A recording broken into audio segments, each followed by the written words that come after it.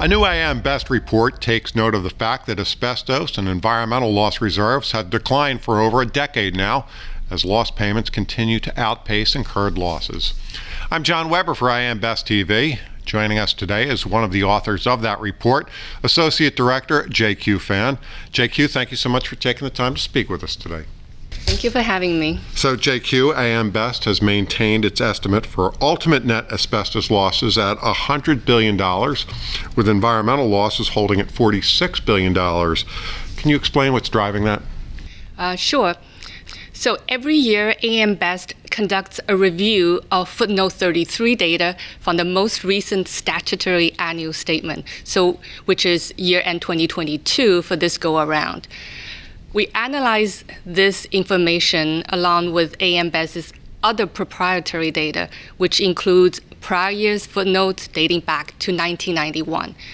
So we study the trend of A&E incurred losses and the paid losses, and look at various statistics such as survival ratios.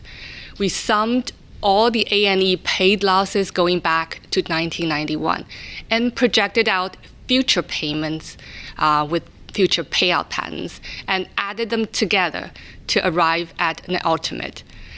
We've had the same methodology and arrived at the same ultimate losses for a couple of years now.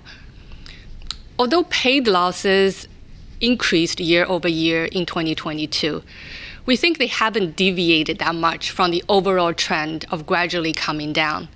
In addition, incurred losses have decreased steadily over the past 5 years.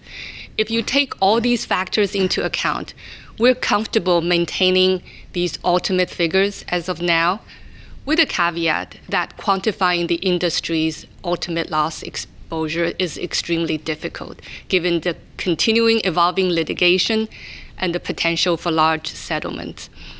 So the ultimate loss estimate of $100 billion asbestos and $46 billion environmental also implies that the industry has funded 95% of its aggregate asbestos and environmental exposures. The report refers to a bit of concentration with respect to those reserves, with 30 groups holding almost 96% of the total net A&E reserves. What trends are you able to discern from within that larger group? So these same groups of companies had dominated our top 30 list for a while now, measuring by net A&E reserves on their books and annual A&E payment.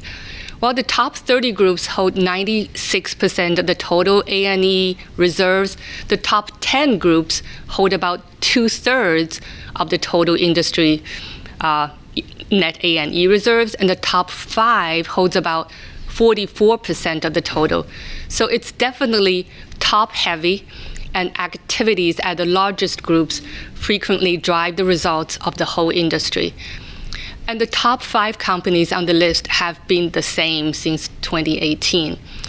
So some of the commonalities between these groups is that they are all highly rated by AM Best, with solid balance sheet strength and operating performance, and are withstanding well the extra loss burden from the A&E book.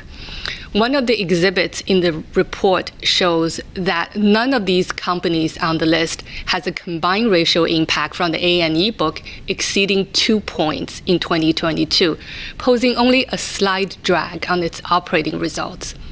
Thanks, Jieqiu. Thank you. That was Associate Director Jieqiu Fan. You can find the full report online at ambest.com. For AM Best TV, I'm John Weber.